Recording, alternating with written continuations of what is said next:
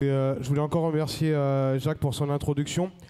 On n'a vraiment pas eu de chance, malheureusement, notre intervenant qui devait traiter du sujet de l'Arménie a dû renoncer pour cause de contretemps personnel instantané, mais on tient à annoncer qu'à l'occasion des 110 ans du génocide, on envisage de faire une émission spéciale sur le sujet. Et on tenait au nom de TEDx et du JFP à rappeler que non seulement nous n'oublions pas le génocide arménien de 1915, mais également que nous sommes extrêmement inquiets pour l'ensemble de la population arménienne après le nettoyage ethnique commis par l'Azerbaïdjan et le régime d'Aliyev dans le Haut-Karabakh l'année dernière, où l'ensemble des grandes puissances, la France, les États-Unis, la Russie et d'autres, ont encore une fois littéralement abandonné une partie de cette population condamnée à un exil forcé. Et de l'autre côté, par les velléités pan-turques affirmées par Erdogan, qui sont les héritières directes de ce nationalisme turc meurtrier qui continue de sévir. Pour cette dernière table ronde, on accueille donc Michel Sibony, Rada Ivekovic, Lissel Kéros et David.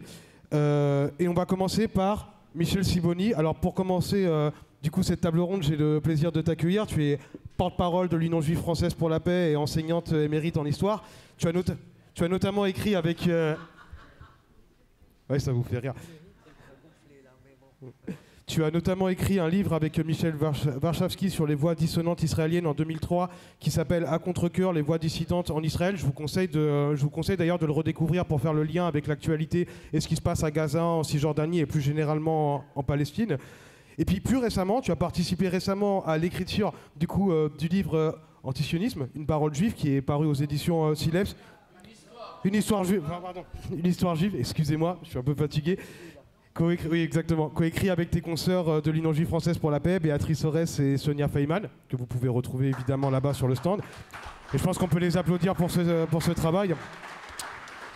Avec toi, on va revenir sur les origines coloniales de la Shoah, la question du génocide en elle-même, et notamment celui qui est toujours en cours à Gaza. Merci beaucoup. Je ne sais pas si on m'entend. On m'entend ? Plus près. Est-ce qu'on peut allumer les micro-filaires, s'il vous plaît ? Je vais attraper un torticolis, là. Ça s'appelle, mais ça n'a pas de nom, de Auschwitz à Gaza. Dans le cas du sionisme, sont particulièrement mobilisés les héritages du colonialisme et du génocide juif. Les mémoires du colonialisme et du judéocide ont souvent été opposées ou mises en concurrence. La mémoire du judéocide a été mobilisée par d'autres situations pour lesquelles elle a servi de paradigme, en concurrence ou en référence. Aujourd'hui, cette mémoire est toujours impliquée et à l'œuvre dans le génocide en cours contre les Palestiniens. Il peut être utile de comprendre comment mémoire du judéocide et colonialisme, en interagissant, se retournent et forment une spirale qui implique tantôt les Israéliens comme victimes et tantôt comme exécuteurs, voire les deux en même temps. D'où l'importance d'ailleurs pour le mouvement décolonial de s'emparer à sa façon de cet héritage et d'intégrer la mémoire du judéocide dans l'histoire mondiale des génocides coloniaux et européens. Ce qui se passe à Gaza est inacceptable d'autant plus que nié. Et l'on voit partout en réaction dans le public, on voit parfois, en réaction dans le public, une sorte d'équivalence posée entre le génocide juif et le génocide palestinien, articulée autour du juif victime-bourreau, une équivalence plate et grossière qui aboutirait implicitement à faire reconnaître que les juifs n'auraient pas été si victimes que ça, une sorte de concurrence victimaire anachronique. Un seul exemple de cette confusion mentale, en novembre 2023, quelques semaines juste après le début de la guerre sur Gaza, 4 pierres d'achoppement qui marquaient les résidences de juifs à Rome sont dégradées à la peinture noire ou brûlées. Et pour le premier anniversaire du 7 octobre, 10 pierres en hommage aux victimes de la Shoah dans une ville allemande ont été volées. Si Auschwitz a constitué un paradigme du génocide auquel tous les génocides suivants se sont référés, c'est aussi, outre sa concentration dans le temps et dans l'espace européen, parce que la nomination du crime de génocide l'a succédé. On l'a déjà dit, d'ailleurs, il y a beaucoup de choses qui ont déjà été dites, je suis désolée. Tout ce qui s'était passé avant n'avait pas de nom ni de qualification juridique.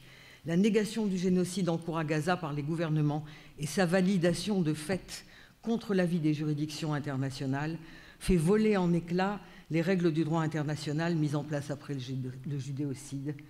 Cette validation, même par la dénégation ou le négationnisme, marque un retour vers la possibilité du génocide sans contrainte. Michael Rothberg, dans un ouvrage qui s'appelle « Mémoire multidirectionnelle » et que je recommande vivement, dont je recommande vivement la lecture, indique à propos du déni européen des massacres coloniaux, la notion freudienne de déni lie trauma, mémoire et savoir. Elle permet ainsi une analyse du rapport entre, d'une part, les violences coloniales et continentales, et d'autre part, le déni que Césaire relie à l'ensauvagement de l'Europe. Et ce qu'écrivait Hannah Arendt en 1964 dans « Responsabilité personnelle et régime dictatorial », toute action morale était illégale, toute action légale constituait un crime. Cette phrase prend tout son sens aujourd'hui. Le génocide de Gaza est légal aux yeux de la communauté internationale, en tout cas elle veut le valider, bien qu'immoral, et ceux qui s'y opposent sont criminalisés, mais moraux. À quoi sert la mémoire?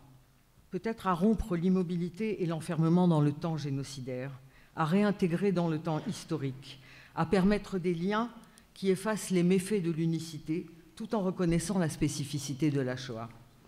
C'est ce à quoi s'est attaché Rothberg. Il indique « La première décennie qui suit la Seconde Guerre mondiale apparaît comme un moment de transition et un laboratoire pour conceptualiser la relation entre différents héritages de violence. C'est une période où différents auteurs se sont attachés à étudier des juxtapositions spatiales et temporelles, des héritages du colonialisme et du génocide. L'immédiate après-guerre est en effet marquée par la répression coloniale. Massacres, transferts de population, partition de l'Inde avec le Pakistan, de la Palestine en 1947, du Bengale, du Vietnam en 1954, de la Corée en 1953. Entre 1944 et 1950 s'additionnent des massacres coloniaux. Sétif 1945, Madagascar 1947, Haiphong 1946, Casablanca 1947, Côte d'Ivoire 1949-1950 et en 1948 la mise en place du régime de l'apartheid en Afrique du Sud. On ne peut exclure la Nakba. Excusez-moi, ces massacres, ces expulsions et transferts de population et la partition de la Palestine de cet état des lieux colonial. On a beaucoup parlé du devoir de mémoire, le devoir qui incombe aux survivants et à leurs descendants. Ne pas oublier et transmettre, avec l'idée que cette mémoire devrait servir à quelque chose, éviter le retour des génocides. On sait que cela n'a pas été le cas. J'ai un mauvais micro, je suis désolée, il est 10 fois trop haut pour moi. Je peux prendre celui-là? S'il marche. Est-ce qu'il marche celui-là? Je ne sais plus où j'en suis là. Ouais. Donc on a beaucoup parlé de devoir de mémoire.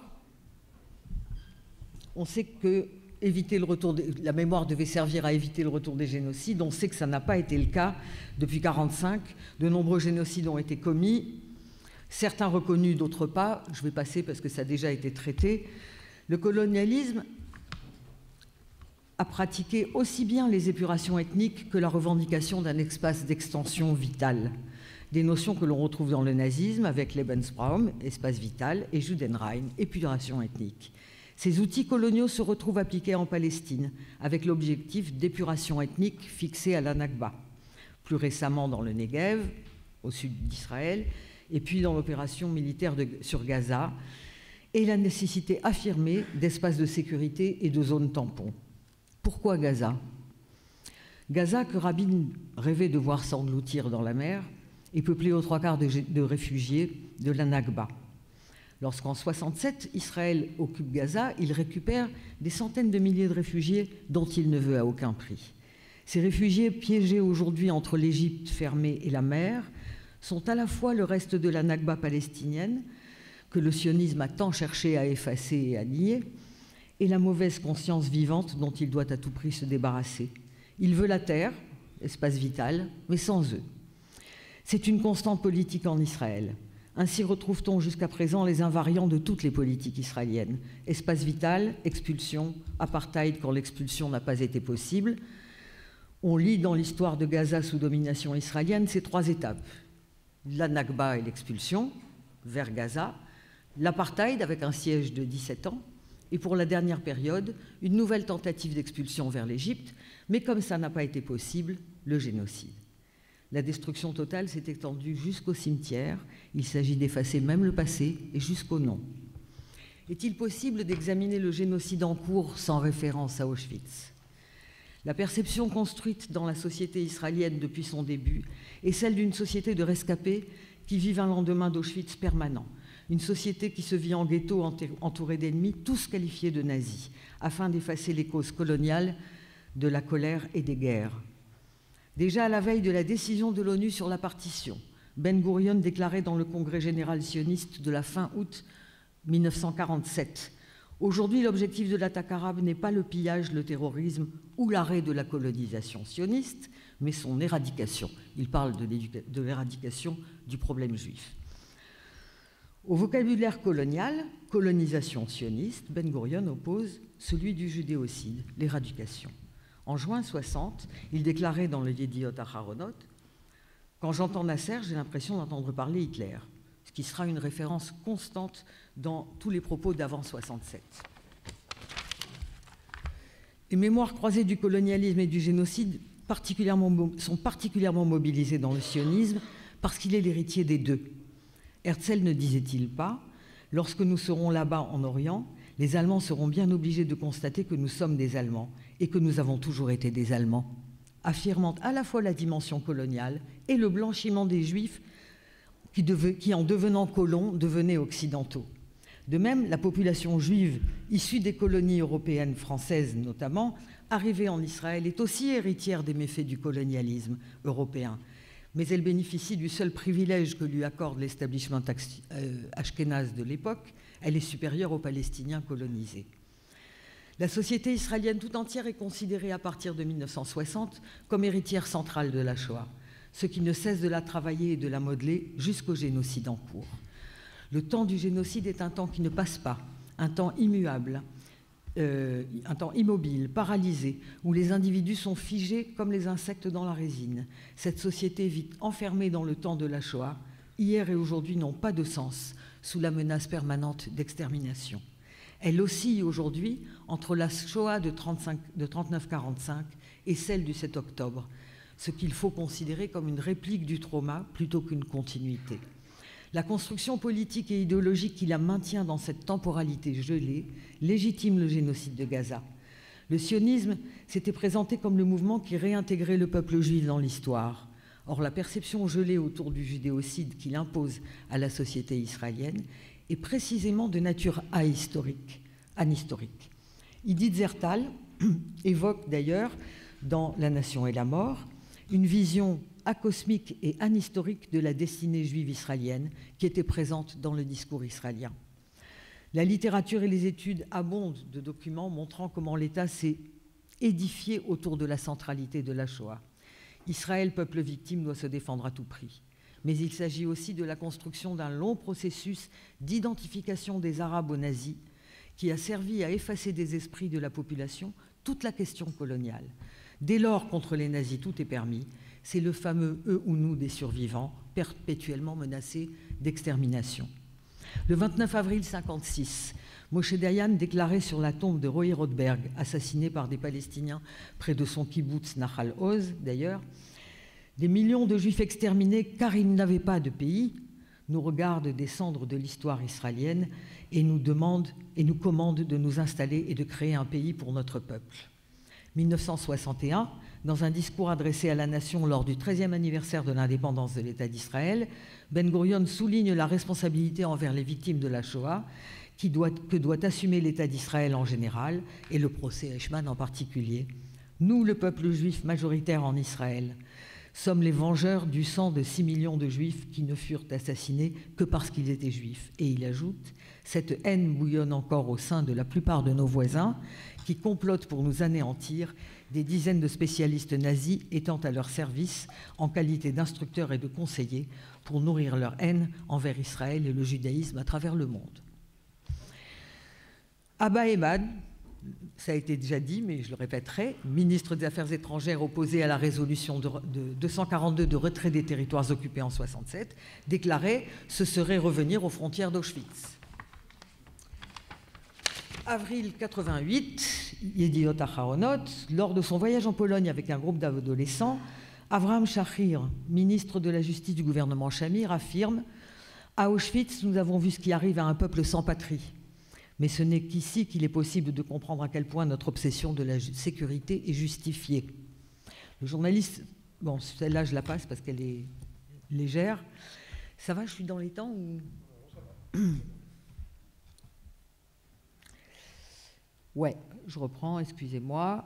Avril 93, lors d'un de ses voyages, le Premier ministre Yitzhak Rabin a fait la promesse suivante.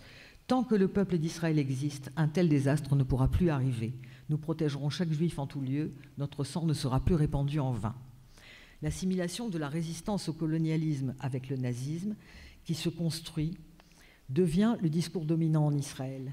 D'une certaine façon, c'est dire que la Shoah n'est jamais terminée et qu'elle continue à agir dans le présent d'Israël, en conflit avec ses voisins et le peuple palestinien en particulier. Yosef Almoghi, un des dirigeants du Mapai à Haïfa, écrivait en 1961 dans le Davar « Proche de nos frontières, il existe des milliers d'Eichmann qui disent clairement « La besogne qu'Eichmann n'a pas terminée, nous la finirons. Nous sommes le seul peuple au monde au sujet duquel ses opposants se prononcent ouvertement pour dire qu'ils veulent l'anéantir. » C'est de cette façon, par la terminologie de la Shoah, que s'est opérée la diabolisation du peuple colonisé dans la conscience israélienne.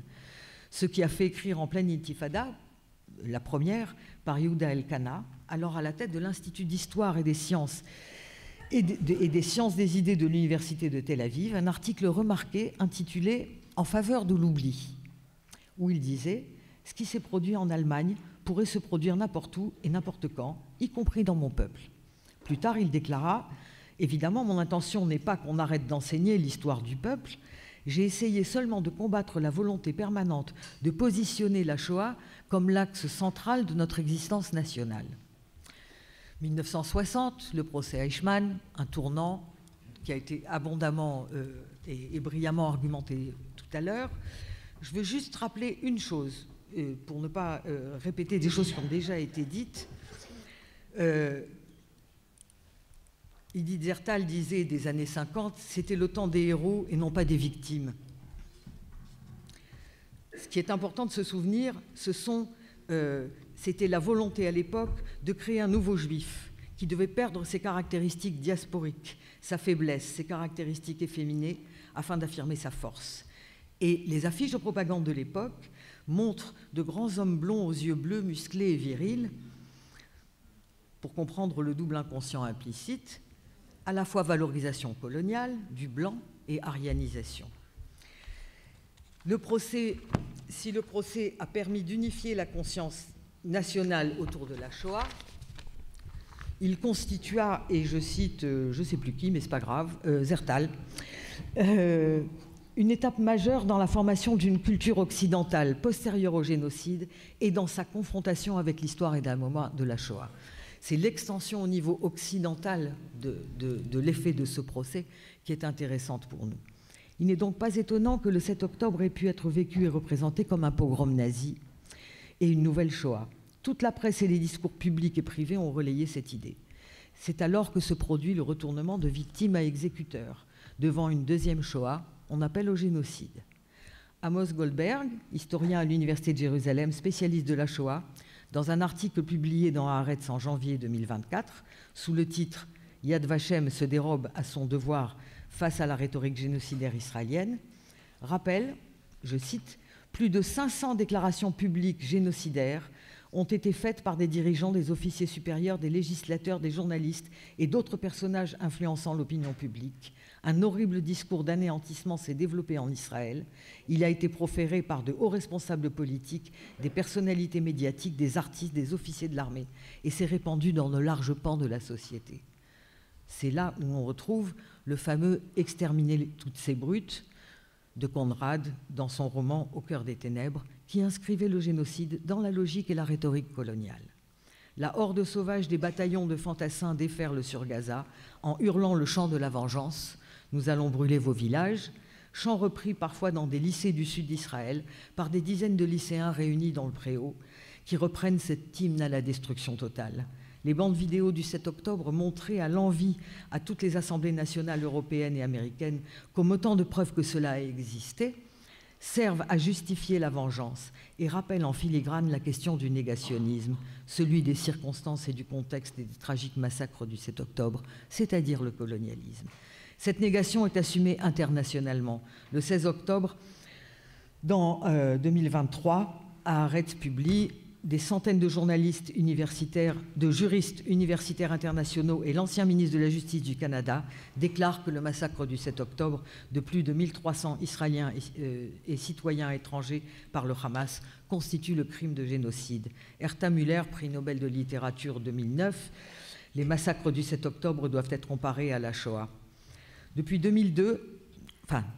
Déjà en 2002, pendant l'opération Rempart, un éditorialiste de Haaretz religieux, Beth Michael, dénonçait abasourdi les numéros que des soldats avaient inscrits sur les bras des prisonniers palestiniens. En février 2008, Ehud Olmert, Premier ministre israélien de l'époque, menace les Palestiniens d'une Shoah s'ils continuent à lancer des roquettes. Le porte-parole du mouvement de résistance islamique déclare de son côté que les Palestiniens sont confrontés à de nouveaux nazis. On voit comment ça tourne en spirale. L'évacuation annoncée des colonies de Gaza provoque des manifestations de colons arborant l'étoile jaune. De même en Cisjordanie, lors de l'évacuation de la colonie à Mona en 2017 et en 2014, des bataillons entrent dans Gaza, enfin un des bataillons qui entre dans Gaza, à des soldats qui abordent en pendentif la célèbre photo de l'enfant au bras levé du ghetto de Varsovie et crie vengeance. Photo qui, soit dit en passant, a été mise en scène et réalisée par des nazis. Tout près de nous, janvier 2025, en Cisjordanie, des colons, dans leur persécution vis-à-vis des Palestiniens, se sont dénommés chasseurs de nazis. Aujourd'hui, la prison israélienne, où l'hymne israélien en boucle est hurlé dans les cellules, le camp de détention de Sde-Teman, où les prisonniers deviennent fous ou meurent sous la torture, la famine organisée de tous les territoires en empêchant les camions d'entrée, en particulier au nord de Gaza, les déplacements de milliers de réfugiés d'une zone à l'autre, soi-disant pour leur sécurité, enfin, l'incroyable lien, conscient ou non, qui fait reprendre au ministre de la Défense israélien Yoav Gallant le 9 octobre 2023 une expression de Himmler. Nous combattons des animaux humains et nous agissons en conséquence, mérite d'être analysé. Certes, Himmler ne parlait pas dans son discours de Posen de 1943 des Juifs, mais des femmes russes, race esclave. Nous, Allemands, qui sommes les seuls au monde à avoir une attitude correcte envers les animaux, nous aurons également une attitude correcte envers ces animaux humains. Mais ce serait un crime contre notre race de nous soucier d'eux. Pour autant, comment ne pas se souvenir que le nazisme a traité les Juifs d'animaux, et même plus précisément de vermines, devant être exterminés. Qualifier les Palestiniens de Gaza d'animaux humains renvoie de fait à la position des Juifs victimes de la Shoah, tout en les traitant de nazis ayant effectué une deuxième Shoah, et place les Israéliens en position de victimes exécuteurs, nettoyeurs d'animaux humains. Cette position interchangeable de victime-bourreau fait partie de l'héritage traumatique, où les positions peuvent changer, seule demeure la structure du trauma. Césaire et Freud, avant lui, faisaient la différence entre trauma et victime. Le trauma, concept psychanalytique, n'implique pas automatiquement le statut de victime, qui est un statut moral et juridique, rappelle Rothman. Le bourreau peut être traumatisé sans pour autant être victime. Les hôpitaux israéliens sont d'ailleurs remplis de soldats en traumatisme de combat et de nouvelles unités psychiatriques viennent d'être construites pour abriter les plus durement atteints. Gaza est le choc en retour dans la société israélienne. Le discours sur le colonialisme de Césaire traite de plusieurs rencontres, en particulier celle traumatique entre l'Europe et l'Afrique d'une part, entre le fascisme et ses victimes de l'autre. On peut penser que les citoyens d'Israël vivent aussi à la fois une rencontre traumatique de type colonial avec les Palestiniens, habiter une villa dans la jungle n'est pas facile, et celle du souvenir traumatique du génocide juif. Un des liens fondamentaux qu'établit Césaire dans son discours est celui qu'il décrit comme le choc en retour, le colonisateur qui, pour se donner bonne conscience, s'habitue à voir dans l'autre la bête, s'entraîne à le traiter en bête, tente objectivement à se transformer lui-même en bête. C'est cette action, ce choc en retour de la colonisation qu'il importait de signaler. Et alors, dit-il, un beau jour, la bourgeoisie est réveillée par un formidable choc en retour. Les Gestapo s'affairent, les prisons s'emplissent, les tortionnaires inventent, raffinent, discours autour des chevalets. J'en conclurai avec une vieille histoire chrétienne. Dans son ouvrage « Les Palestiniens », ouvrage sur la photographie de la Palestine, Elias Sambar explique que les premiers voyages et les premières photographies de la Palestine cherchaient à apporter les preuves de la réalité vivante de la terre biblique chrétienne. Les Palestiniens en étaient soit absents, soit représentés, dit-il, en silhouette ombre chinoise des Hébreux anciens, avec une prédilection, il est vrai, pour l'époque des patriarches. Comme indûment là, il n'y serait qu'à seule fin d'apporter la preuve que leur sortie du cadre est seule garante de la réémergence de la réalité ancienne, celle qu'il s'agit précisément de restaurer, pour qu'enfin cette terre retrouve sa rédemption. Plus loin, Sambar évoque dans une perspective toute coloniale, je cite, « la terrible proximité entre les images des années 1880 des Indiens de la Vanishing Race et celles des personnages palestiniens photographiés à la même époque. L'illégitimité des habitants de la Terre Sainte, le peuple du livre ayant dû la quitter, était inscrite dans la chrétienté bien avant le sionisme. On peut rapprocher cette disparition annoncée de ce que dit un autre auteur, Alon Confino, en conclusion de son ouvrage « Un monde sans juifs ». Il se réfère aussi au lien du judaïsme et de la chrétienté, avec l'idée que le nazisme et l'éradication des juifs auraient eu pour conséquence d'éradiquer les racines de la chrétienté européenne. Je cite, « La nouvelle morale de la race maîtresse dépendait de l'élimination de l'ancienne morale dont témoignait le livre des livres. Tuer tous les juifs, c'est se débarrasser des témoins, couper les racines du christianisme et le libérer de sa dépendance à l'égard de la Bible hébraïque. Cet acte ouvrait la voie à un christianisme radicalement nouveau, peut-être sa reformulation la plus profonde depuis les premiers siècles après Jésus-Christ. À long terme, je continue ma citation, si les nazis avaient gagné la guerre, ce ne sont pas les politiques nazies visant à limiter tel ou tel pouvoir des églises, mais plutôt la création d'un monde sans juifs qui aurait eu une importance durable pour le christianisme. Et c'est l'une des raisons pour lesquelles l'Holocauste a été perçu par les Européens après 1945 comme une rupture profonde et un génocide à nul autre pareil. On peut dès lors penser que l'Europe et le monde chrétien, qui avaient perçu cette menace, ont voulu réenraciner cette chrétienté dans sa terre d'origine en réimplantant les Juifs en Palestine. Bien au-delà des alliances politiques et stratégiques, c'est là le fondement de la fameuse civilisation judéo-chrétienne, une civilisation judéo-chrétienne qui ne pouvait s'appuyer que sur la négation du peuple palestinien, intrus sur la Terre Sainte. C'est dire que le processus génocidaire n'est sans doute pas terminé. Devant cette perspective terrifiante, assumer la complexité de nos héritages conjugués dans une grammaire qui nous rassemble est un outil contre le fascisme. Merci.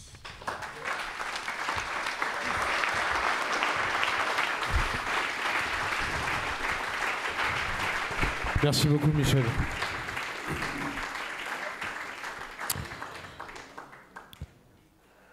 Donc, également avec nous ce soir, David, tu es membre, s'il vous plaît. Également, donc du coup, à nos côtés ce soir, David, tu es membre de l'association Survie, une association créée pour lutter contre les causes structurelles de la misère des pays du Sud en 1984 et qui lutte plus spécifiquement contre le néocolonialisme français.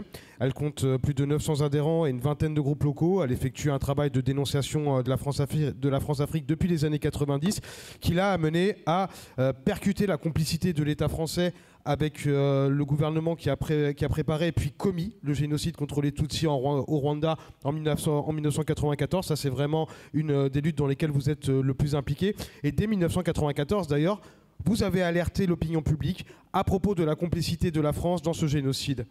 Notamment le livre de Verschaff, en novembre, publié en 1994, « Complicité de génocide ». Alors parmi vos actions, on peut notamment citer, pour rester dans ce sujet, parmi vos actions, on peut notamment citer des dépôts de plainte aux côtés d'autres associations contre des génocidaires réfugiés en France qui ont, de manière très laborieuse, fini quand même par déboucher par quelques condamnations. Plus récemment encore, le procès pour négationnisme contre Charles Onana qui a également abouti sur une condamnation. Et vous étiez partie civile lors du procès contre le responsable des services de renseignement du gouvernement génocidaire de Pascal Simbi Kangwa. qui fut d'ailleurs la première condamnation pour génocide et complicité de crimes contre l'humanité prononcée en France après des années de procédure. Et de manière plus large, vous faites également un énorme travail pour que, enfin, le rôle de la France dans le génocide des Tutsis soit reconnu. Mais je vais te laisser la parole pour en parler plus en détail. Et merci encore pour vos travaux. Et merci d'être là. Merci à CEDEC et à l'UJFP de nous inviter et de pouvoir prendre la parole devant vous, parce que c'est pour nous important de pouvoir expliquer ce qui s'est passé au Rwanda. Et plus particulièrement aujourd'hui, et pour moi en plus c'est émouvant, parce que moi-même je suis descendant de rescapés de la Shoah, donc je me retrouve à l'intersection des deux choses. Donc je voudrais juste dire un mot par rapport à la projection du film de ce matin, parce que d'avoir vu ce film que je n'avais pas vu, et d'assister au procès des génocidaires qui ont lieu à la cour d'assises, et bien de voir ça, en fait, on voit qu'il y a tout un tas de similarités dans les argumentaires, dans les façons de se comporter, dans les... tout ça est toujours bien là, et on observe vraiment des points communs dans la défense et dans le comportement. Et donc, je vous remercie pour ce film. Donc aujourd'hui, on m'a demandé de préparer un exposé sur les singularités du génocide perpétré contre les Tutsis du Rwanda en 1994. Et donc, j'ai préparé un exposé où j'ai dégagé 3 idées fortes. La première idée, donc les 3 idées qui sont les suivantes. Donc la première qui est que le génocide perpétré contre les Tutsis au Rwanda, il a été perpétré sur la base d'un ethnisme et d'un racialisme qui a été entièrement importé par les Occidentaux là-bas, puisque à la base c'était un seul peuple qui parle tous la même langue, qui ont la même culture, qui ont la même religion. C'est le premier axe. Le deuxième axe, c'est que la phase paroxystique du génocide qui a lieu à partir d'avril 1994 et qui a conduit donc à l'assassinat de entre 800 000 et 1 million de Tutsis et de Hutus modérés, c'est un génocide qui était extrêmement sophistiqué et extrêmement moderne, qui est contrairement du fait de l'impensé raciste qui imprègne nos sociétés blanches, on ne perçoit pas très bien ça. Donc ça, je vais vous en parler. Et la troisième chose, c'est une singularité aussi du génocide des Tutsis au Rwanda, c'est que la France a eu un rôle très important dans le soutien aux gens qui préparaient, puis qui ont commis, puis qui ont permis leur fuite par la suite et leur protection jusqu'à ce jour. Donc d'abord sur l'importation de comment s'est passé comment la genèse de ce génocide. Donc le Rwanda a été découvert en 1894. Le génocide a été commis en 1994. Voilà, donc ça a mis 100 ans. Et donc, quand les Occidentaux sont arrivés au Rwanda en 1894, ils ont trouvé une société agro-pastorale où il y avait des éleveurs, des cultivateurs et des potiers et chasseurs. Donc ces 3 groupes sociaux qui avaient le nom de Tutsi, Hutu et Twa, étaient des groupes sociaux qui n'étaient ni fixes et donc les gens pouvaient passer d'un groupe à l'autre et qui étaient des groupes qui étaient des catégories sociales uniquement.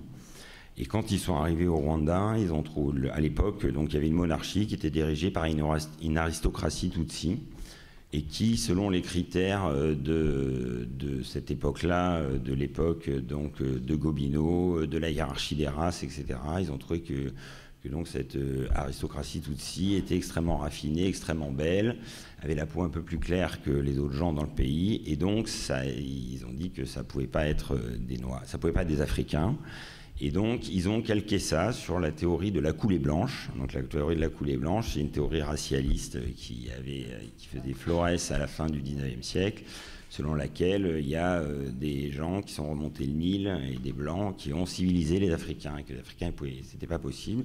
Et là, donc, ils ont calqué ça donc, sur cette théorie de la coulée blanche et donc sur la théorie hamitique, selon laquelle les Tutsis seraient les descendants des fils de Cham, donc le fils de Noé.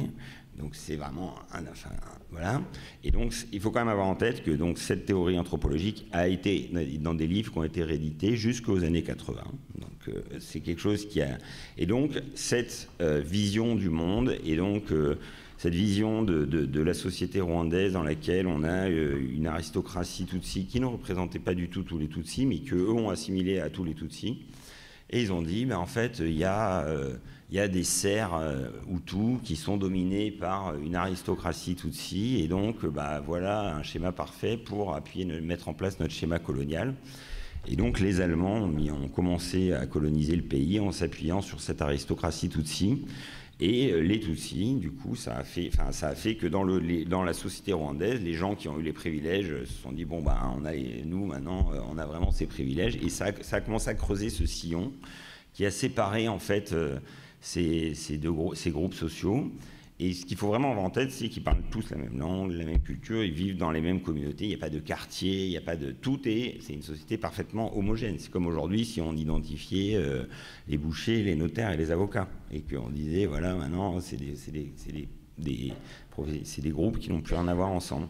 Et donc, la colonisation s'est appuyée sur cette supposée structuration de la société rwandaise de l'époque. Dans les années 30 est introduite la mention ethnique sur les cartes d'identité.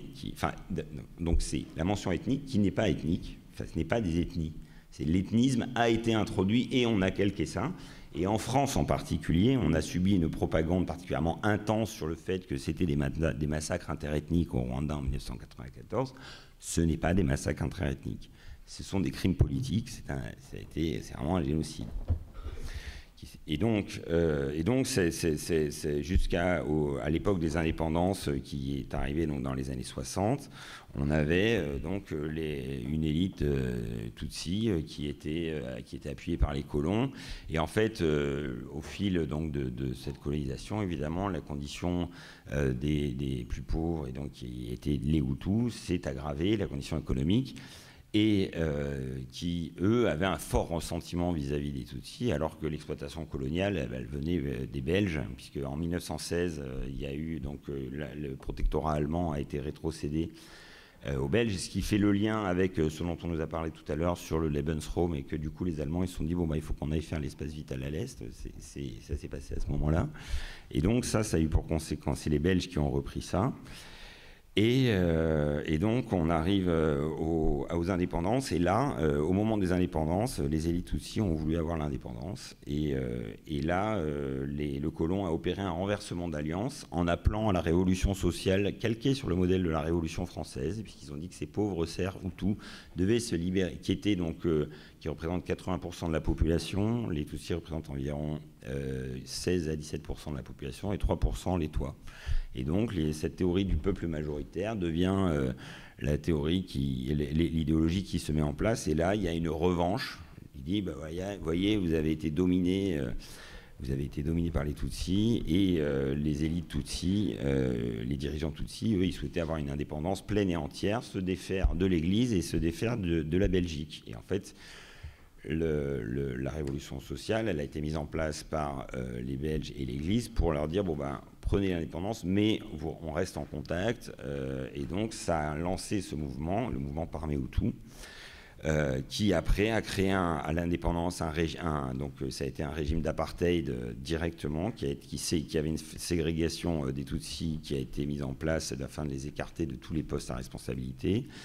Et dès janvier 1963, il y a eu des massacres dès les années 50, il y avait des massacres assez nombreux qui ont causé la fuite des Tutsis dans les pays limitrophes. Et en 1963, il y a un massacre de plus de 10 000 personnes, dont il y a un témoignage d'un coopérant suisse, dont il y a un article dans Le Monde qui paraît en 1963, et je cite, il disait qu'il y a eu le plus grand massacre de masse depuis Hitler a lieu en ce moment en Afrique. Et donc c'est ça le premier lanceur d'alerte, première alerte là.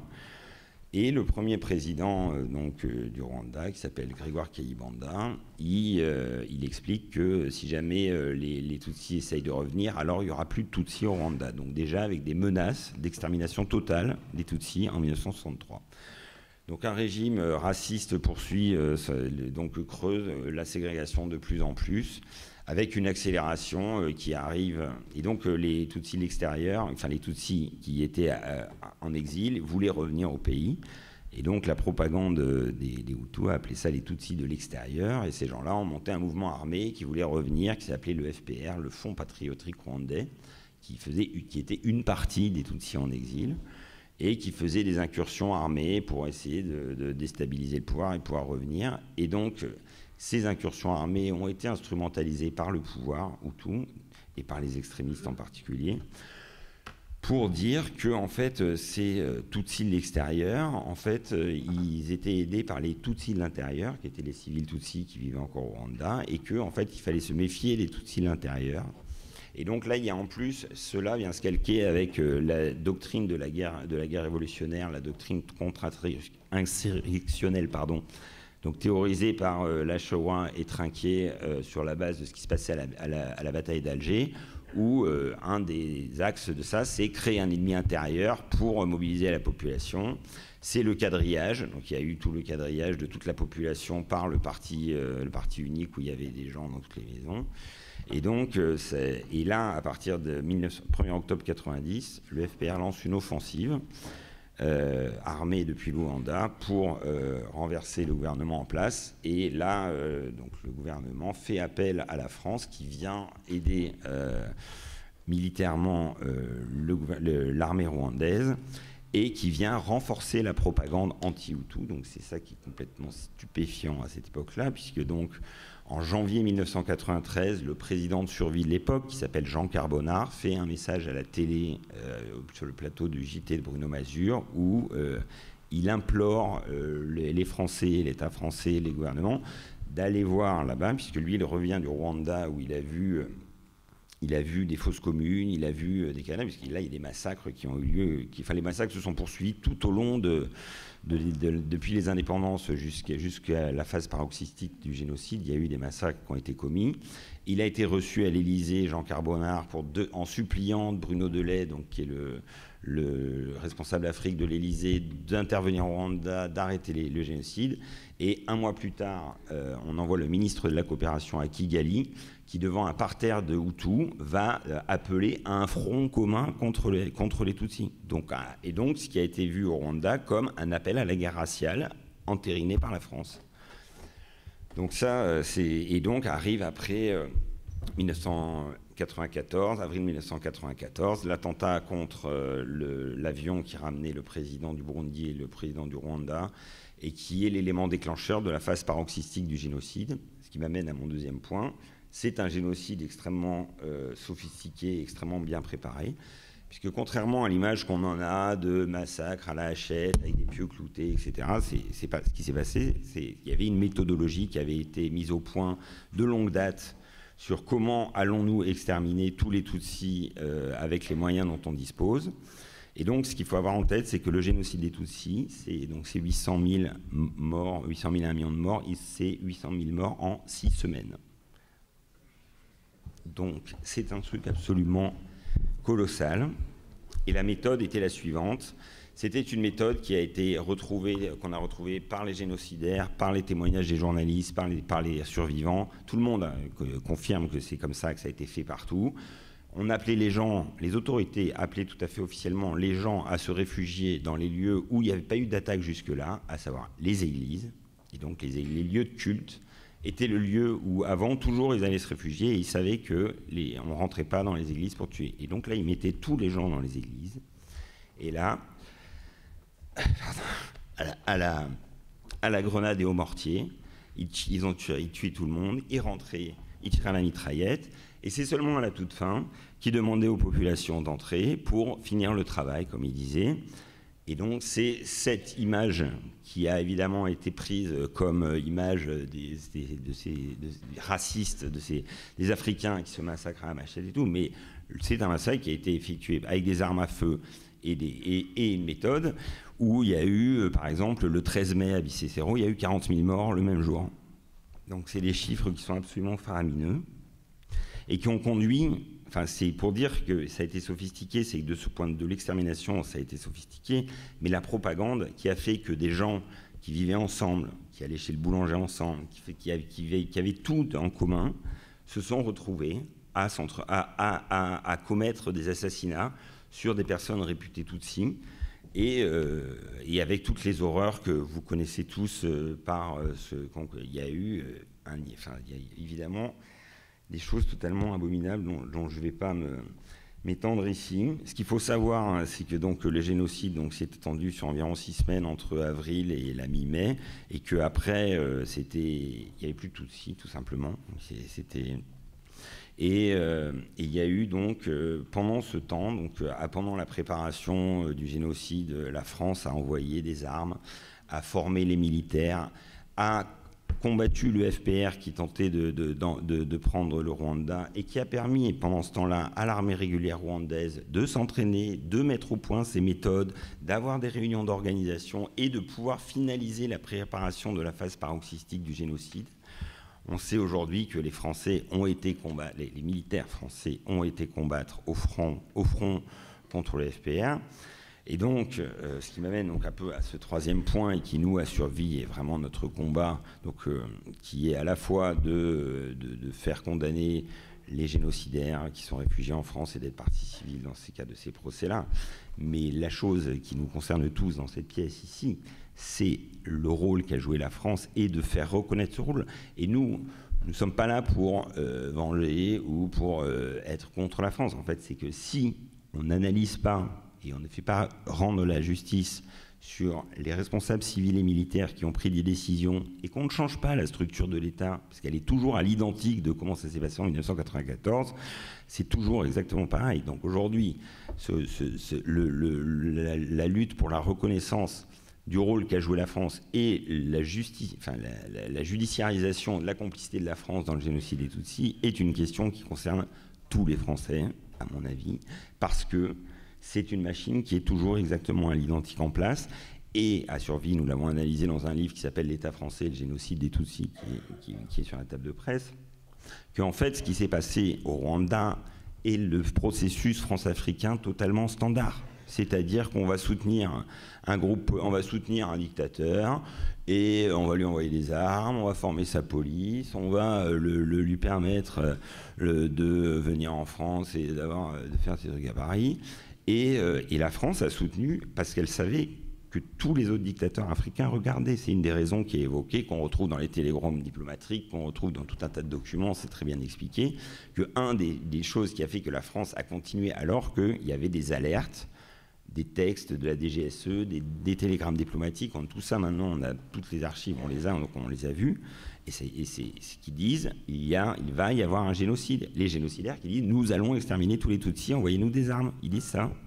Et là, le général Varey, qui a rapporté ça et qui a dit, mais vous vous rendez compte, ils disent qu'ils vont massacrer. Et lui, qu'est-ce qu'on fait? On l'a retiré. On l'a mis à l'écart, on a mis un autre mec qui a accepté. Donc voilà, donc aujourd'hui, ce qui se passe, et après, il y a eu ce soutien avant le génocide, la formation, la préparation, la livraison des armes, pendant le génocide, livraison d'armes, pendant les génocides, pendant qu'il y avait ces massacres de 30-40 000 personnes par jour, par balles et par grenades, qui étaient des armes françaises, ça a continué, et ce qui est quand même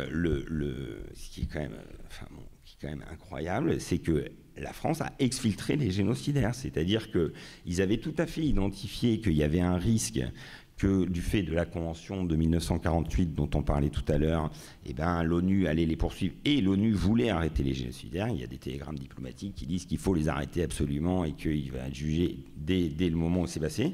Et il y a des télégrammes diplomatiques français qui disent « laissez partir les génocidaires au Zaïre ».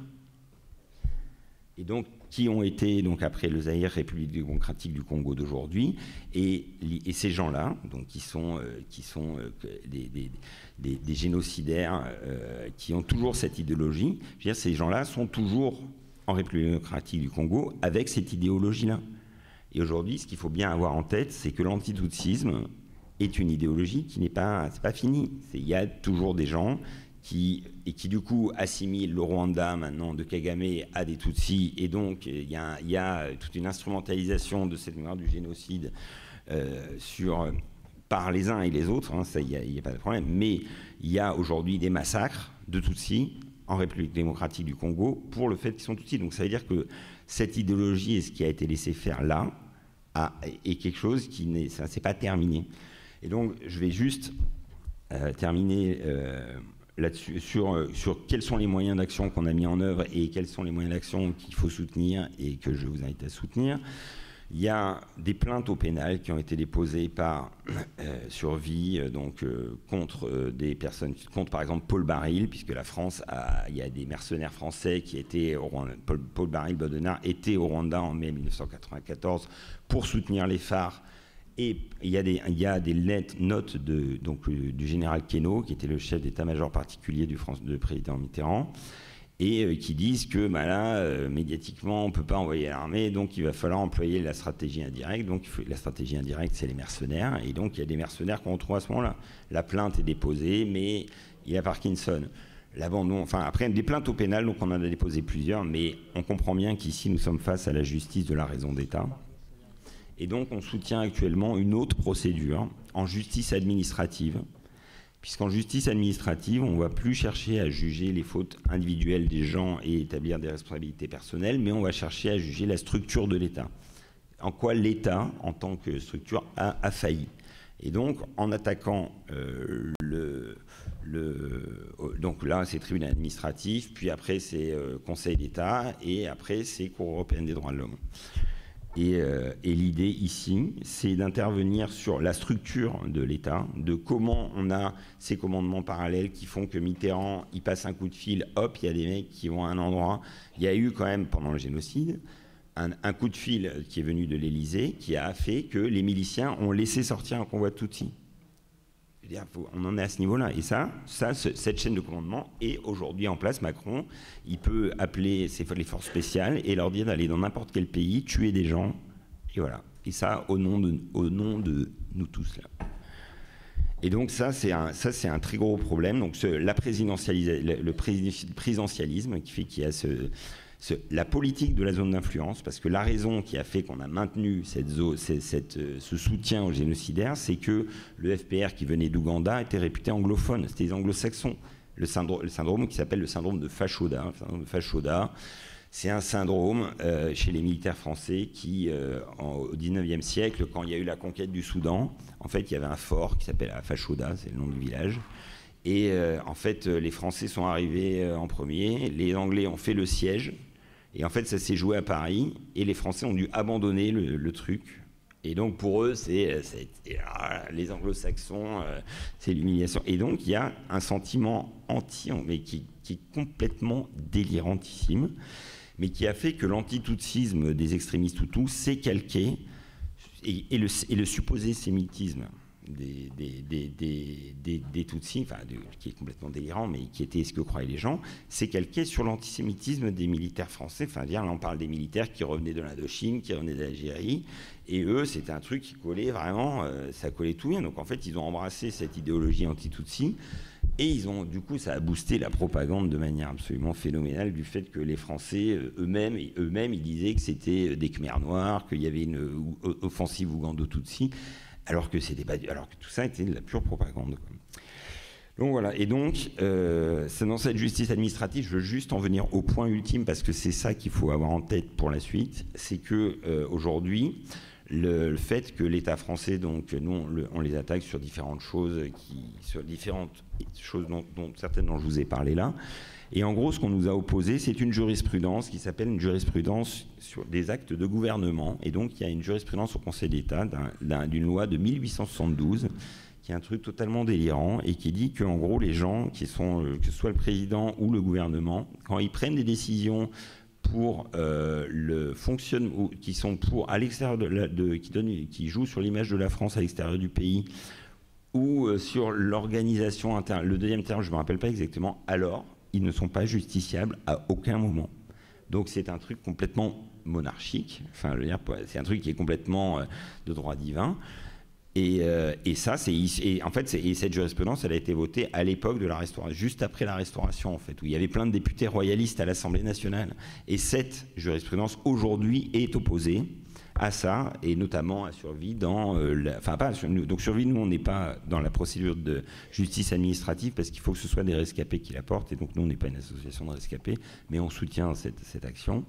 Et donc, aujourd'hui, il faut qu'on interpelle les élus, qu'on interpelle la presse, parce qu'en fait, ce truc-là des actes de gouvernement, c'est pas un problème des Tutsis, c'est pas un problème des rescapés Tutsis, c'est un problème de tout le monde en fait. Parce que ce truc-là fait que nos dirigeants, notre gouvernement, ne rendront jamais compte d'aucun de leurs actes. Enfin, et que ce soit d'aller soutenir une dictature en Afrique, que ce soit pour tout un tas de trucs, quoi. Bon voilà, j'ai terminé. Merci.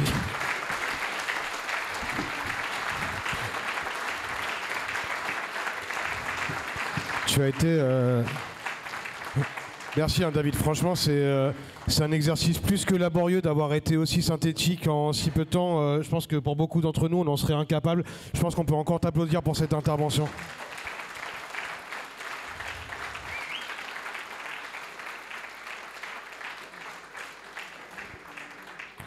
Alors, il y a quelque chose aussi qui nous a mis la puce à l'oreille quand on parle des génocides, c'est qu'on parle très très peu du génocide de Srebrenica et de la Bosnie de manière générale.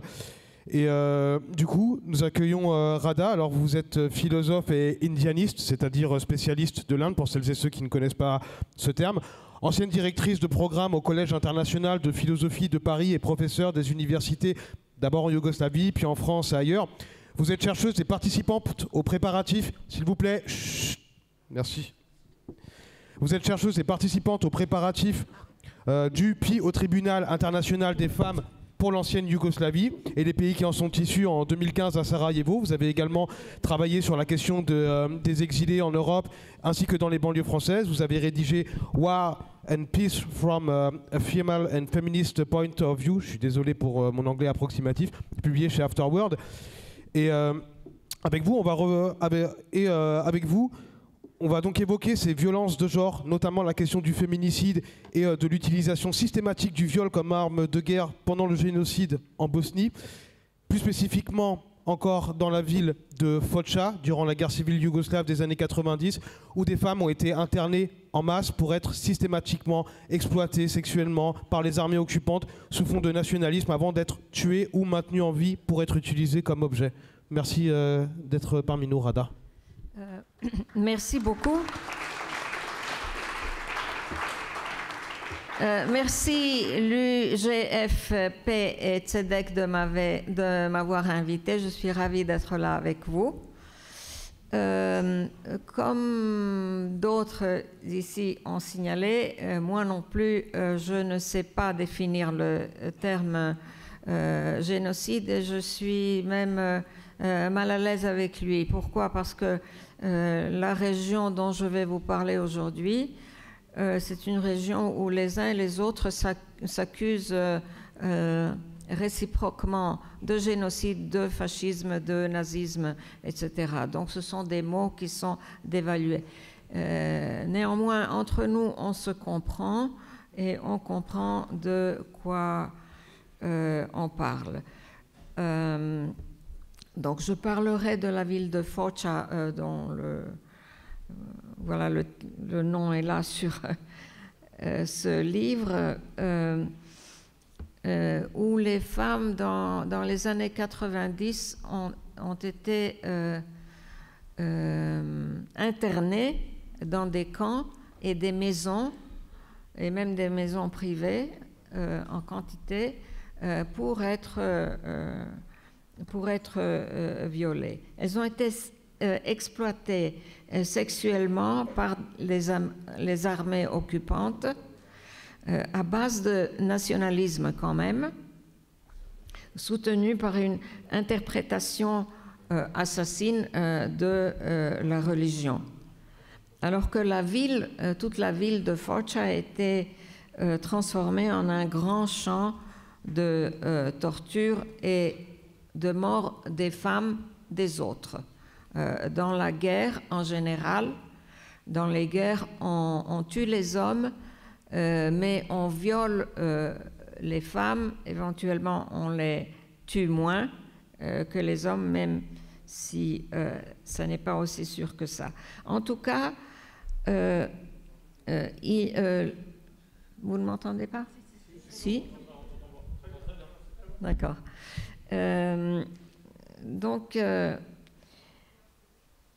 ce qui fait partie d'un projet, appelons-le génocidaire, c'est aussi comment on traite les femmes, et dans certains cas comme dans celui-ci, et peut-être même dans des cas plus nombreux que de ce dont nous sommes au courant, les femmes sont donc violées, torturées, les filles aussi, hein, même les petites filles, et même les hommes désignés comme efféminés.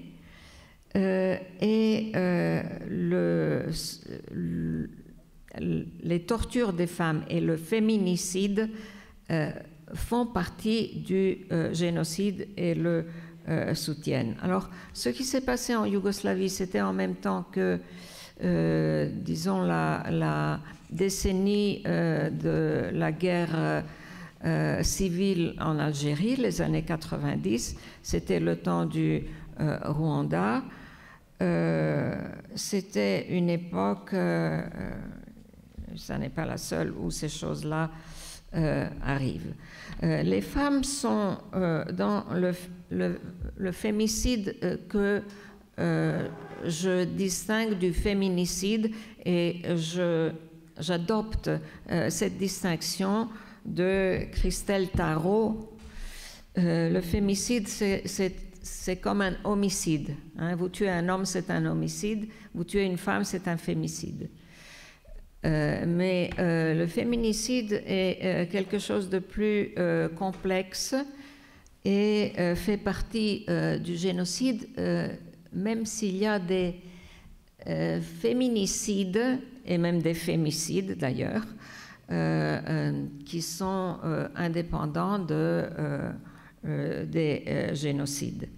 Comme il y a par exemple au Nigeria, il y a eu, vous vous souvenez, et ça n'est pas fini, la chasse aux femmes. Il y a la chasse aux femmes, ça existe. Voilà. Le féminicide n'est pas le fait d'une nation seule qui le ferait. Tous les groupes, toutes les nations, etc., en sont capables. L'intention de l'agresseur peut aussi être, même officiellement, de mettre, et c'était le cas à Foča, de mettre les femmes des autres enceintes pour qu'elles enfantent des bébés de l'autre nation. Après les tortures et les détentions, elles ont été, celles qui n'ont pas été tuées ont été vendues et revendues, et même revendues à l'ennemi. Bien, à propos non pas seulement de Foča, des féminicides à Foča, mais de la guerre civile en Yougoslavie, et en particulier en Bosnie, il y a eu un tribunal international des femmes pour la Yougoslavie et les pays issus de la Yougoslavie. Et le tribunal s'est tenu en 2015. En 2015, il y avait des préparatifs, des recherches à faire, et il y avait aussi une suite. La suite, c'est ce qui continue, tout le travail avec les femmes autrefois donc violées, etc.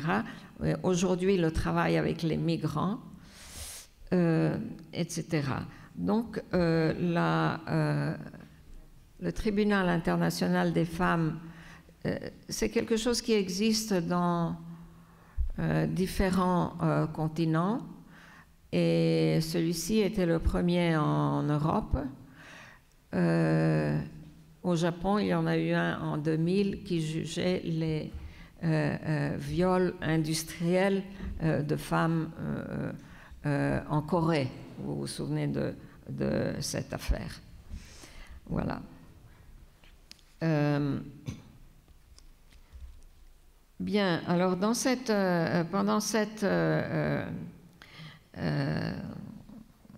recherches qu'on a fait pour le tribunal, ce qui m'a été utile, c'est aussi la recherche que j'ai pu faire justement à propos des Coréennes et avec certaines Coréennes, parce que en 1991, les femmes coréennes qui avaient été violées à échelle industrielle par les Japonais pendant la guerre de Corée, pendant la conquête japonaise fasciste du continent asiatique, eh bien ces femmes-là, qui étaient déjà de vieilles femmes, elles se sont manifestées en 1991. Avant cette année-là, l'histoire des femmes violées en Corée avait été usurpée par l'État comme motif, par l'État de Corée du Sud, comme motif national et nationaliste par rapport au Japon. Et donc, le gouvernement de Corée du Sud demandait au gouvernement du Japon de faire, donc de s'excuser, etc. C'était quelque chose où celles à qui cela était arrivé n'étaient pas du tout prises en compte. Donc le tribunal des femmes à Tokyo en 2000 a pu s'occuper de cette question. Pour ce qui est de la ville de Foča en Bosnie, moi je crois que les Français en général ont entendu parler du siège de Sarajevo pendant 4 ans. Ils ont entendu parler peut-être des massacres de 8000 hommes et garçons à Srebrenica. Et on parle moins de ce qui s'est passé avec les femmes et de cette histoire de Foča, parce qu'il y a toujours une certaine invisibilité quand il s'agit de femmes, et en quelque sorte c'est un peu moins, c'est considéré comme moins important par le mainstream public. Mais le tribunal lui-même a été un moment très important d'éducation politique et un événement politique de l'après-guerre dans les pays yougoslaves, les pays yougoslaves maintenant divorcés, n'est-ce pas? C'est donc un travail de fond qui a été fait, qui est très important, et je pense qu'il faudrait soumettre toutes les guerres et tous les massacres et tous les génocides au test du genre et du sexe. Parce que sinon on peut passer à côté sans en parler et sans que le public s'en inquiète. Et d'ailleurs, le tribunal international de Sarajevo, des femmes de Sarajevo, a été ignoré par les médias. Vous n'en avez pas entendu parler. Voilà. Donc, dans ce qui s'est passé avec les viols de masse, c'est aussi, c'était aussi des mutilations, il y a eu des meurtres. C'était un nettoyage ethnique en même temps, un nettoyage ethnique, parce que la ville de Foča, qui était principalement habitée, mais pas exclusivement, principalement habitée par des musulmans de Bosnie. Et musulmans à l'époque, ça ne voulait pas dire la religion, pas forcément, ça voulait dire simplement de culture musulmane. nous avions deux manières d'écrire musulman. Quand on l'écrivait avec une majuscule, c'était la nationalité. Quand on l'écrivait avec une minuscule, c'était simplement la religion. Donc, les femmes étaient rendues, ces femmes-là étaient rendues esclaves avec les petites filles, et puis elles étaient captives, torturées, humiliées, etc. Et surtout, elles n'avaient pas le moyen de sortir, sauf pour celles qui étaient relâchées une fois qu'elles avaient donné la vie à un bébé de l'autre nation. Et la ville était occupée par les restes de l'armée yougoslave, de toute la Yougoslavie, qui était en ce moment-là qui était en train de se défaire, et par les milices serbes, surtout serbes à l'époque, dans cet endroit-là. Mais ce n'est pas parce qu'ils étaient serbes qu'ils faisaient ça. C'est quelque chose que font les armées et que font certains hommes. Voilà.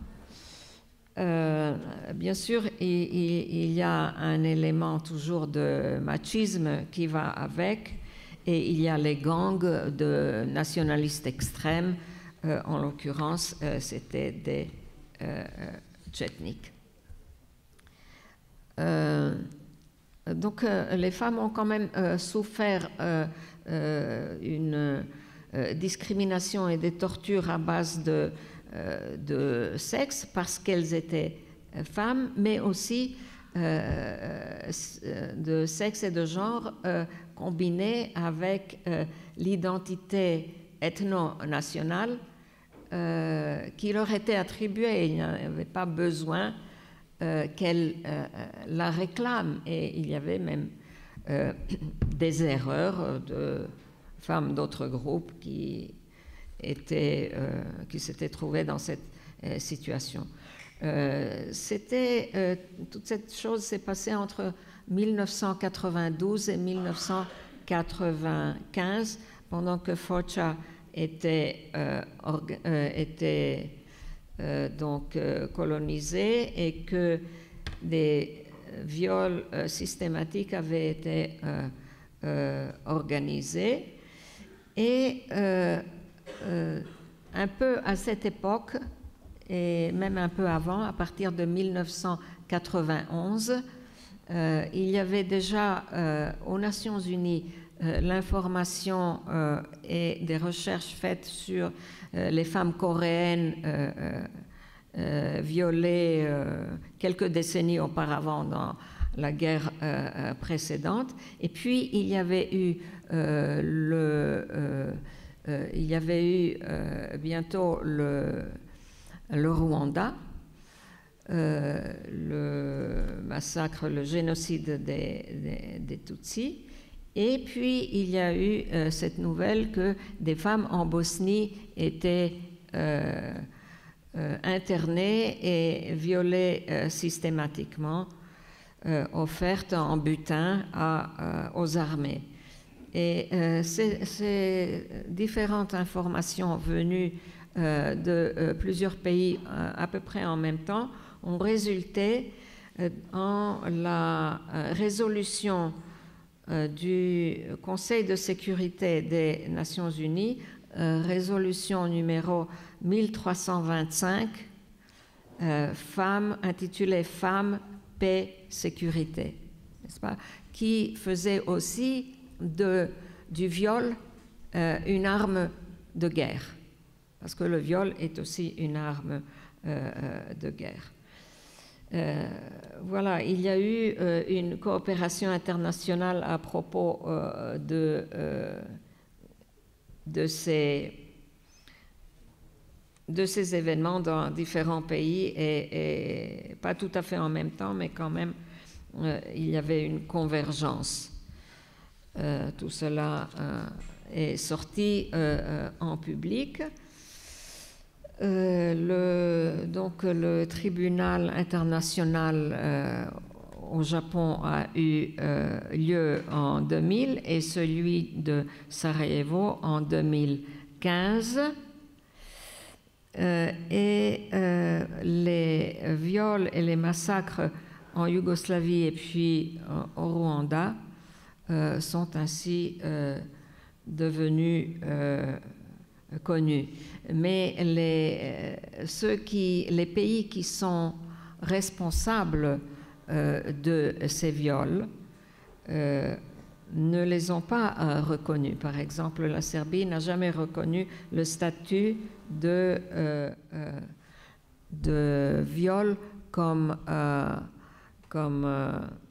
crime de guerre pour ce que les armées ont fait principalement en Bosnie, mais pas seulement en Bosnie. Et je dois ajouter aussi qu'il n'y a pas que les Serbes qui violaient les femmes et les violaient en grand nombre et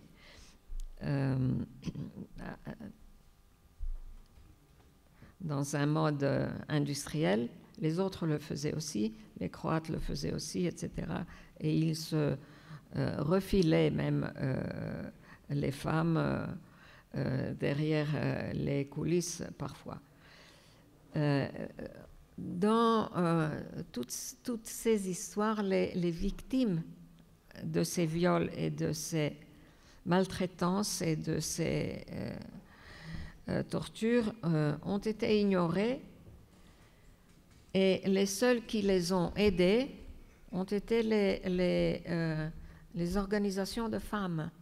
Les organisations de femmes et les organisations féministes qui ont fait un grand travail, et en particulier en organisant plus tard le tribunal international. Et c'est ce que les femmes ont fait, ces femmes qui se sont battues pour la reconnaissance du viol comme crime de guerre et comme arme de guerre. C'est l'une des meilleures choses qui a été faite politiquement dans l'ancienne Yougoslavie depuis cette guerre qui n'a rien résolu et qui n'est même pas terminée. Je vais dire une phrase d'une historienne importante yougoslave, Dubravka Stojanović, qui dit que, je vais retrouver la phrase, voilà, il n'est pas surprenant que nous avons de tels gouvernements dans tous les pays créés par l'effondrement de la Yougoslavie. Et je voudrais radicaliser, dit-elle, pour dire que c'est le maintien de l'ordre patriarcal qui a été la motivation la plus forte pour la disruption de la Yougoslavie, pour le démantèlement de la Yougoslavie. Ça peut paraître étonnant pour des gens qui en savent un peu sur cette histoire abominable, mais il faut voir les choses aussi de ce côté-là, par le côté féminin et féministe. C'est pour ça que je crois qu'il faut soumettre donc ce type d'événement au test du genre et du sexe. Il y a une autre auteure dont je voudrais juste citer une phrase. Il s'agit de Ljiljana Burcar, qui est également historienne et qui parle du retour du capitalisme dans les pays yougoslaves et de la repatriarcalisation de nos sociétés. Avec le capitalisme, avec la guerre surtout, mais avec le capitalisme aussi, ce qui s'est passé, c'est cette repatriarcalisation des sociétés. Cette analyse est faite à partir d'un point de vue inclusif, social, et si on pouvait en avoir un comme ça, aujourd'hui, ça serait bien. Alors, je voudrais terminer sur un truc, que je le retrouve, voilà, il a beaucoup été question d'identité fictive, n'est-ce pas? Les identités fictives, c'est un terme utilisé par Étienne Balibar, mais peu importe. Quand on vit dans une époque comme la nôtre où on est obligé de choisir et de s'identifier avec un groupe. Si on ne s'identifie pas avec le groupe, on est identifié avec lui, donc ça n'est pas seulement une question de volonté. Si on reste dans le schéma binaire de seulement deux éléments dans un conflit, nous et eux contre nous, etc., on ne sortira pas de ce schéma. Donc moi je pense que ce qui serait très important, c'est d'apprendre quelque chose de ces conflits, en l'occurrence celui-ci, mais aussi tous les autres dont nous avons parlé, parce que notre humanité comment dire, notre humanité ne réside pas seulement en notre identité fictive ou non, nationale ou autre. Nous devons donc essayer de construire une approche épistémologique, je vois ça comme épistémologie, pour sortir de ces situations binaires, pour ou contre, oui ou non. Voilà. Nous avons appris à l'école le dicton latin tertium non datur, il n'y a pas de troisième. Eh bien, mon expérience dans la militance féministe et autres avec les migrants, etc., c'est qu'il y a toujours d'autres options. Il y a toujours une ou plusieurs autres, une troisième option, etc., pour sortir d'un conflit. Si on reste sur accroché aux mêmes identités, si on n'essaye pas de sortir de ces damnées identités et des continuités, ces continuités sont assassines aussi. La continuité de l'héritage du viol comme culture, du viol comme attitude, de l'autorisation, de la possibilité de la violence faite aux femmes, n'est-ce pas? On ne réglera pas cette question avant. Mais il est sûr que ça n'est qu'une des possibles approches qui nous libérerait des identités assassines et belligérantes. Voilà, je vous remercie. Merci beaucoup. Alors, bonjour Lisselle, tu es enseignante-chercheuse en histoire, en études, entre guillemets, j'insiste sur les guillemets, latino-américaines, à l'université de Cergy-Paris. Tu es spécialiste notamment sur l'histoire, tu es spécialisée notamment sur l'histoire des femmes et de la santé concernant le sud et le centre de ce continent. Et dans ton dernier ouvrage coécrit avec Philippe Collin, Pensée décoloniale, une introduction aux critiques d'Amérique du Sud, que vous pouvez retrouver là-bas, vous dressez une généalogie et une cartographie de pensée encore très largement méconnue en Europe à travers des récits historiques ou des portraits de théoriciens qu'on connaît malheureusement trop peu ici en Occident, dont Gloria Anzaldúa, je suis désolé pour mon accent, Arturo Escobar ou encore Aníbal Quijano. Tes travaux portent sur... ouais, je suis désolé, je parle vraiment pas un mot d'espagnol. Tes travaux portent sur les théories décoloniales d'Amérique dite entre guillemets latine à travers un prisme large qui inclut les questions de race, de genre et plus largement les aspects pseudo-civilisationnels du colonialisme. Et nous allons donc revenir notamment sur l'emploi du terme génocide, les limites de sa reconnaissance et dans certains cas historiques, notamment les populations autochtones du continent dont tu es originaire, tout en considérant l'importance de cette notion, évidemment, sans la dénaturer. Merci, Lissel. Merci. Merci. Je ne sais pas si... Est-ce que tu peux me... Merci beaucoup aux organisateurs pour l'invitation.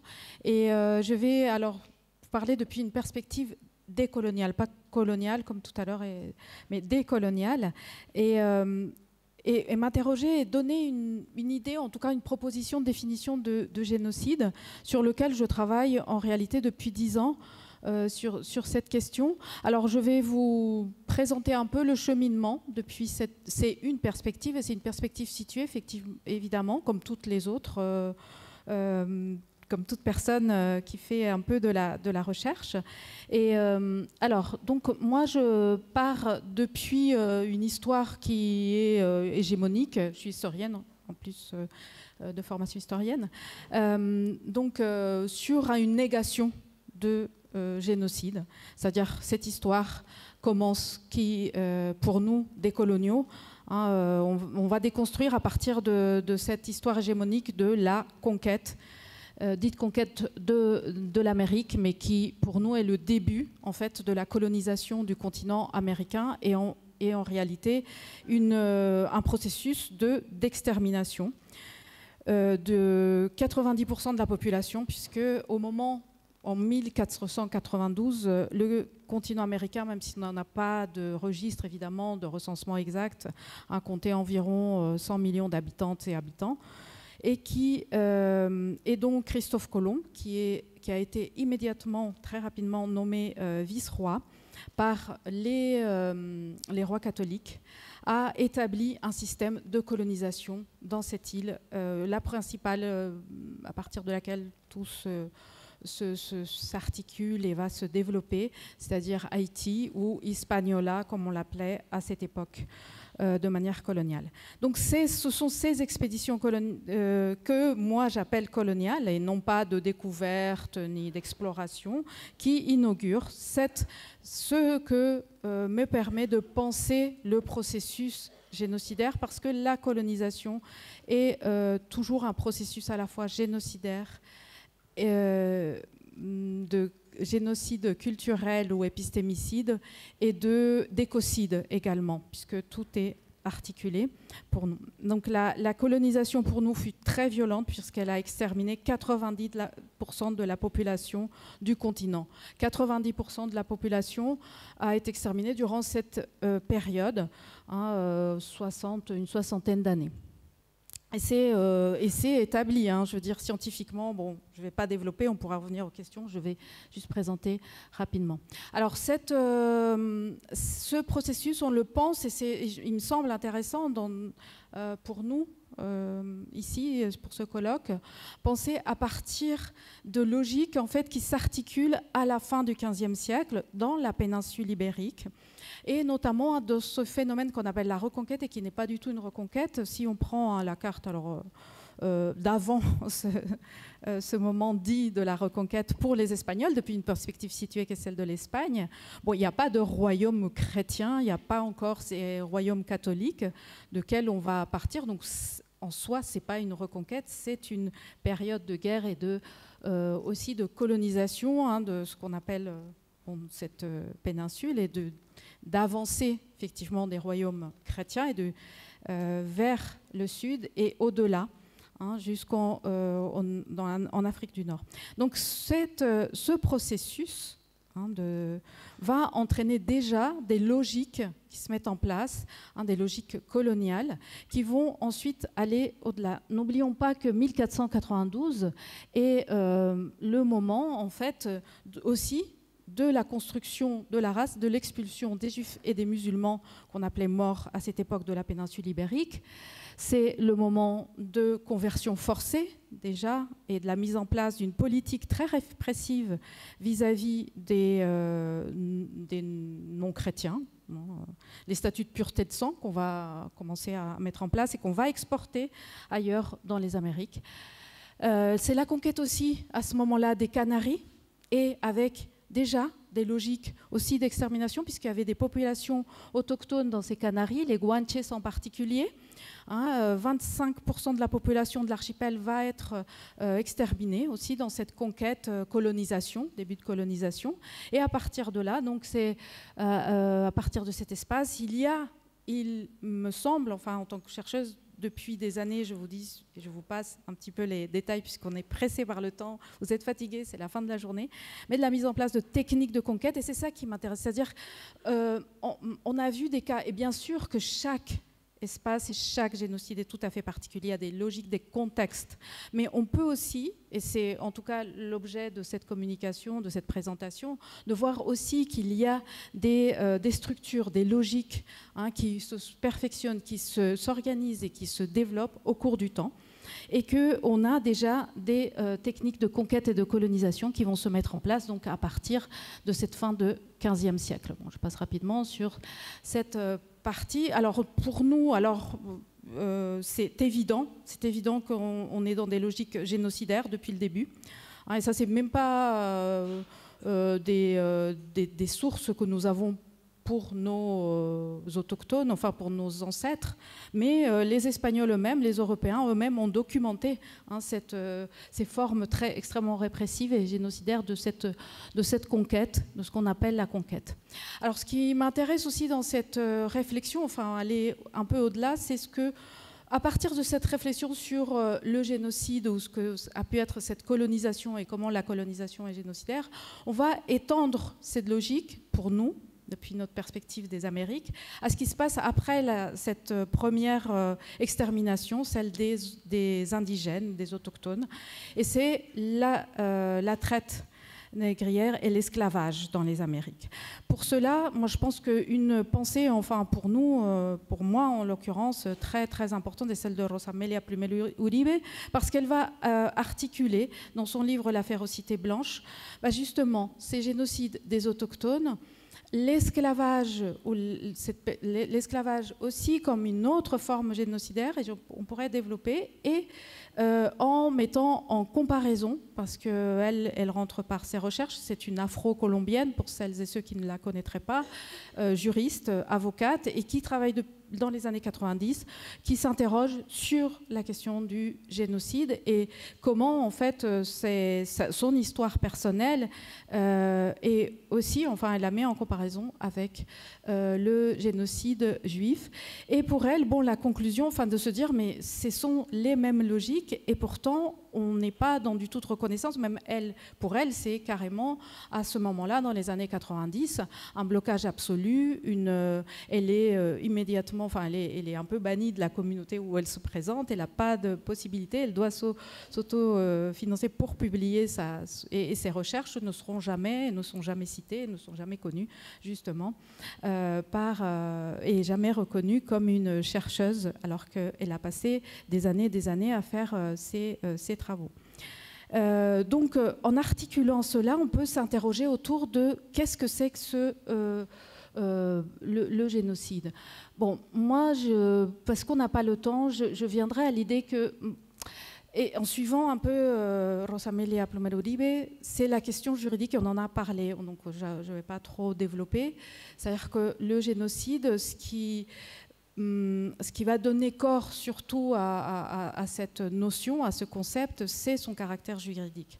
Et le caractère juridique, pour nous, en contexte occidental, on n'a pas demandé aux peuples qui ont vécu ces formes de crimes contre l'humanité. Ce qu'il en est, ce sont les Occidentaux qui imposent, et justement, encore une fois, qui imposent cette notion avec leur propre... bon, ça se voit pas très bien, avec la propre définition, mais on en a parlé, donc celle de 1948, qui était relativement large. Bon, je ne le vois pas ici bien, mais donc les actes commis dans l'intention de détruire, en tout cas en partie, un groupe national, ethnique, racial ou religieux, mais rapidement, donc cette définition va être restreinte, hein, et notamment on va introduire la notion de cette question de l'État et surtout de l'action volontaire. Hein, volontaire, ce qui est le plus difficile véritablement à prouver, enfin, surtout pour des espaces où on n'a pas vraiment la même définition de ce que c'est qu'un État, de ce que c'est qu'une politique étatique volontaire, et donc à partir de là, eh bien, ces restrictions vont faire qu'on ne reconnaisse, ou que l'ONU, donc ce qui dit ONU, c'est un peu la reconnaissance officielle de 3 génocides historiques, bon, donc le génocide des Juifs, le génocide arménien et le génocide justement des Tutsis dont on vient de parler, de ces génocides, disons, officiels, reconnus comme tels, et puis et donc de limiter la possibilité à d'autres espaces d'être reconnus aussi. Et je pense que c'est cette question de juridique, enfin en perspective décoloniale, c'est pas seulement une question de comment on doit, et qu'on ne doit pas perdre de temps, pardon, de mon point de vue, à statuer, à définir exactement. On a une définition pour moi assez large, à partir du moment où un groupe, enfin, il y a le caractère, la déshumanisation. Ce qu'on voit en général, c'est qu'il y a une déshumanisation des groupes qui vont être exterminés, qui vont être détruits. Ce caractère, en fait, de déshumanisation va justifier et légitimer ces processus de violence extrême. Ensuite, le caractère massif, évidemment, ça aussi, on voit, enfin massif à partir de quel moment, mais qu'on voit que c'est un caractère, qu'on articule tous ces critères massifs et systématiques, que l'on soit sur des longues périodes, sur des périodes extrêmement courtes et massives, comme on vient de l'entendre vraiment dans les exemples très précis qui ont été cités, et puis, mais aussi dans le temps, l'épistémicide, c'est-à-dire la destruction aussi de toute une culture, de toutes les traditions, des langues d'un peuple. Donc ça aussi fait partie du caractère, hein, il me semble, génocidaire. Donc tout ça, je dirais qu'on peut... j'ai fait une petite présentation générale, c'est-à-dire de justifier à travers ces discours de déshumanisation, l'élimination aussi, qui peut prendre différentes formes, et on vient de le voir aussi, c'est-à-dire c'est pas une question uniquement militaire, on a effectivement, et tout à fait, de prendre d'autres critères. La question du genre qui vient d'être citée est absolument aussi cruciale, c'est-à-dire le fait de, par exemple, exploiter sexuellement, de torturer, ce sont des tortures, et parfois quand on le met au féminin, du coup on parle de torture, et pas justement on l'inclut dans le génocide, c'est un prisme aussi de genre, c'est-à-dire quand ça couvre l'humanité entière, c'est-à-dire les hommes en particulier, on va pouvoir le nommer comme génocide. Si ce sont des violences exercées quotidiennement et dans le but d'anéantir l'humanité des personnes, que ce soit des femmes, on le considère, ou on va les mettre un peu à part comme des catégories à part. Donc inclure tout cela et puis voir en fait le génocide, en tout cas en perspective décoloniale, comment c'est aussi un phénomène, on l'a présenté pour le cas du Rwanda, aussi des phénomènes coloniaux qui remontent à vraiment des siècles pour nous, et qu'à partir de là, si on prend cette définition large, évidemment, on va pouvoir malheureusement, enfin c'est ça aussi l'histoire coloniale, c'est qu'on a une histoire très longue de déshumanisation de peuples entiers qui ont été exterminés physiquement et culturellement.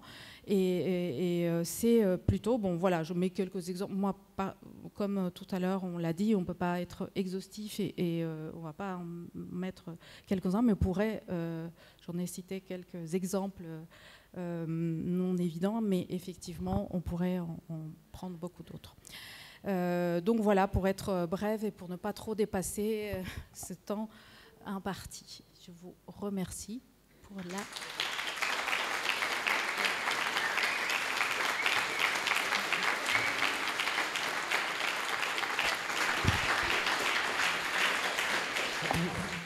Excusez-moi.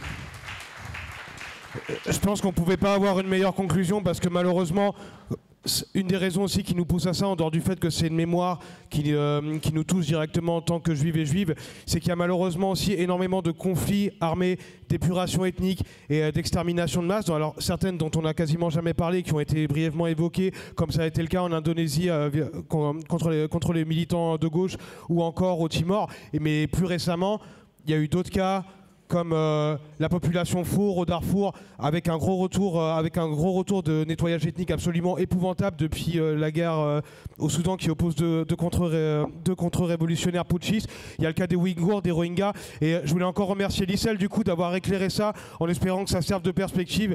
Et on est vraiment désolé du coup du retard qu'on a pris, mais j'espère vraiment que son intervention vous a plu. Vous vous doutez que ça va être un peu compliqué pour prendre des questions parce que je pense que vous êtes toutes et tous fatigués.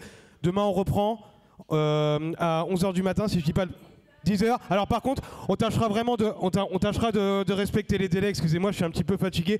Mais je voulais encore remercier le POI, l'ensemble des intervenantes et des intervenants, toute l'UJFP et toute l'équipe de CEDEC qui rendent ce moment possible. Et pour finir, les techniciennes et les techniciens qui immortalisent ce moment, la famille Parole d'honneur. Bonne soirée à toutes et à tous. Et à demain, j'espère.